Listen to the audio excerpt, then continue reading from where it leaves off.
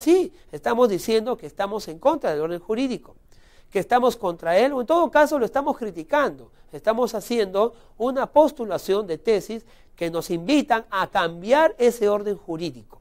Y cuán importante es entender que cuando cambiamos o pretendemos cambiar el orden jurídico, necesariamente estamos en las puertas del denominado cambio social. En la diapositiva hemos leído que el cambio social se refiere a las causas. Por supuesto, porque todo cambio social va a afectar el orden jurídico. Cualquier hecho de cambio social, el fenómeno social, va a afectar, ¿no?, al orden jurídico, al Estado de Derecho. Y eso es sociología jurídica, porque eso es justamente lo que la sociología jurídica está estudiando.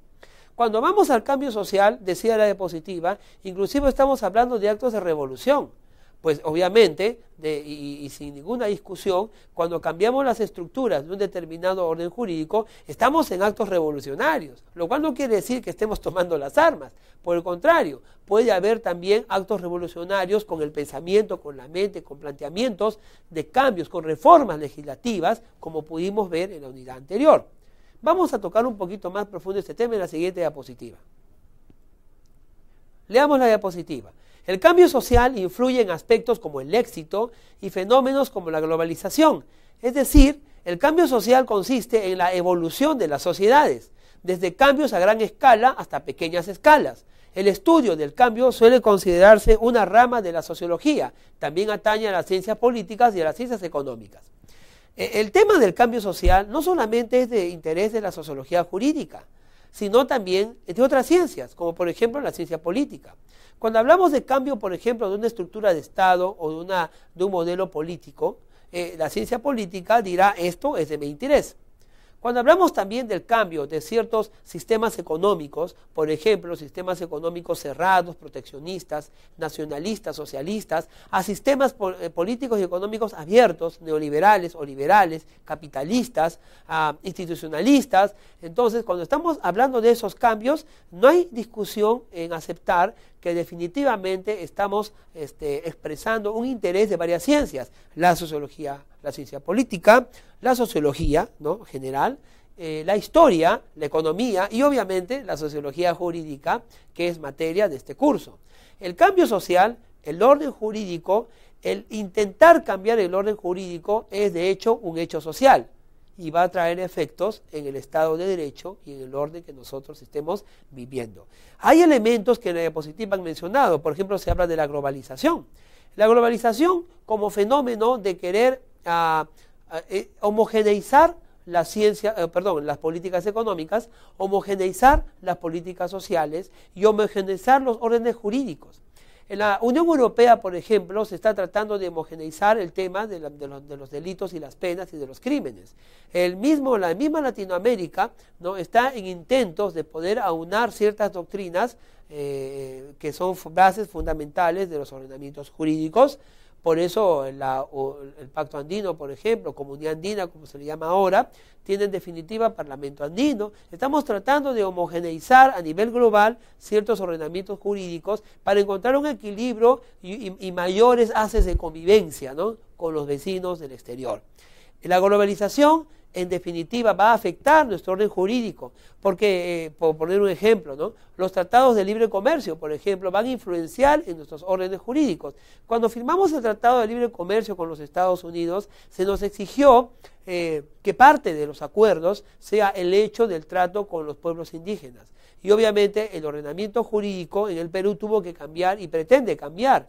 Y eso causa efectos sociales y conflictos sociales, como el famoso baguazo que se realizó, simplemente porque aparentemente el Estado no pudo compartir, no pudo dirigirse, enseñar, explicar a los pueblos indígenas las materias que eran de su función en esas leyes que se quiso dictar.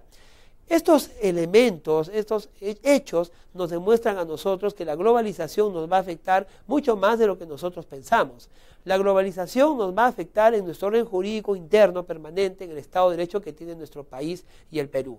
El secreto está en homogeneizar paulatinamente y el ir preparando a nuestros pueblos para poder llegar a este fenómeno de la globalización. Otro elemento que afecta el orden jurídico y el cambio social puede ser, por ejemplo, el éxito y la bonanza económica. El hecho de que nosotros en el año 92, 93 y siguientes hayamos aceptado, con la Constitución del 93 que la dio el CCD, un sistema de modelo capitalista, un sistema económico neoliberal, dejando a un lado los sistemas populistas y los sistemas proteccionistas económicos. Esos hechos, que son hechos reales, afectarán también el ordenamiento jurídico y se constituirán en hechos de cambio social. Vamos a ver una diapositiva más. Bueno, estabilidad y cambio social. Advertir que la amenaza de sanciones no siempre evita la conducta normativa. Sin duda es un factor que ejerce una expresión sobre el comportamiento humano. Al lado de los factores que nos llevan a ajustar nuestra conducta a las normas, como las exigencias de la moral y de la tradición y las recompensas positivas para ejecutar la conducta que espera la sociedad o el prestigio económico, existen sanciones extremas para las normas sociales.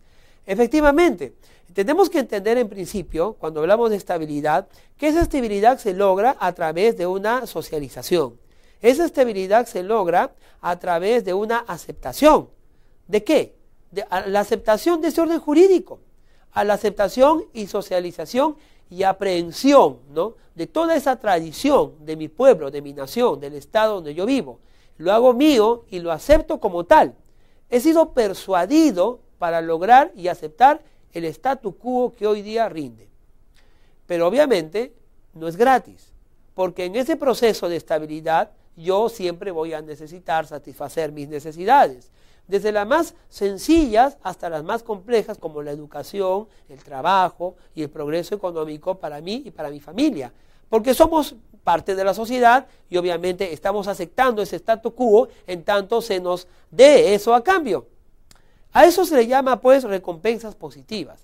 A eso se le llama ciertos factores que amoldan nuestra conducta y nos ajustan a comportarnos conforme a la determinada política económica, conforme al determinado programa social, conforme a la determinada ideología, sea neoliberal, capitalista, anarquista, la que fuera, de nuestro Estado.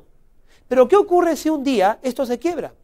¿Qué ocurre si un día, si el Estado no satisface mis necesidades y no crea el marco jurídico necesario para yo poder desarrollarme en plenitud con mi familia? Esta estabilidad se quiebra y entonces surgen, ¿no?, podríamos decirlo así, insurgentemente, ¿no?, y contrariando al statu quo los deseos de cambio social. Nos rebelamos o en todo caso criticamos y juzgamos las normas sociales que nos han regido hasta este instante y proponemos un cambio. Este cambio social en la historia de los pueblos puede ocurrir con causas terribles, con hechos sociales terribles, como guerras, revoluciones, guerras internas, rebeliones, ¿no?, que cuestan la vida a muchos seres humanos. O también puede ocurrir, ¿no?, de forma de nuevas legislaciones, nuevas leyes, y los pueblos reuniéndose en democracia, en la Asamblea Constituyente, y cambiando una constitución para mover las estructuras del Estado, que para mí es injusto, y que no satisface mi necesidad. Por ejemplo, hasta el momento de la estabilidad, son varios los elementos que actúan para poder mantenernos, como se dice, a derecho. Vamos a ver algunos de ellos, solo mencionarlos rápidamente para entender cómo funciona esto de la estabilidad. Vamos a ver la diapositiva. En la diapositiva, por ejemplo, vemos una lista de sanciones sociales, que en términos generales son lo que logran la estabilidad social, o sea, aquellos que estructuran y mantienen el statu quo.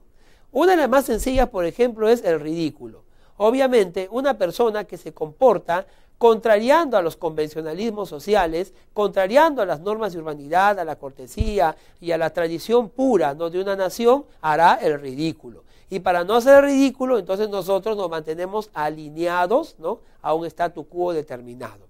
En segundo lugar, podemos encontrar la suspensión temporal de un miembro de la sociedad. Esto quiere decir que la sociedad